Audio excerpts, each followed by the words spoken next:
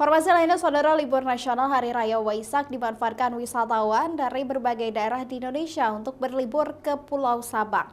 Para wisatawan terlihat memenuhi sejumlah spot wisata bahari unggulan yang ada di pulau paling ujung Sumatera ini.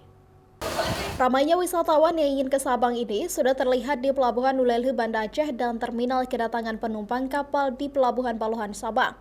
Mayoritas wisatawan berasal dari sejumlah daerah di Aceh dan Sumatera Utara. Kedatangan mereka ke Sabang mengisi libur akhir pekan yang panjang Hari Raya Waisak 2025. Wisatawan memadati sejumlah spot wisata bahari di Sabang, seperti Pantai Ujung Karang untuk spot foto, Pantai Iboh ke Pulau Rubiah untuk snorkeling, hingga wisata dolphin trip yang menjadi favorit wisatawan dalam berburu lumba-lumba di Laut Sabang ini. Wisatawan mengaku sudah beberapa kali ke Sabang karena spot wisata yang indah dan ingin menikmati wisata baharinya.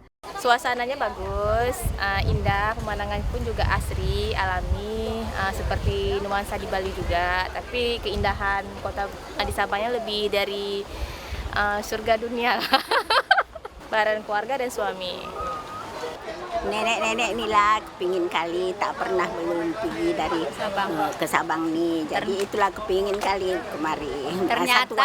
Ternyata wow, Masya Allah. Dikabulkan Allah kemari. Bagus. Ini baru pertama ke Sabang? Iya, udah ke titik nol.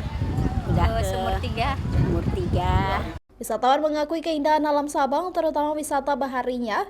Di libur panjang akhir pekan, kota Sabang menjadi destinasi yang kerap dikunjungi oleh wisatawan lokal, nasional, hingga mancanegara. Mustajab, Kompas TV, Sabang.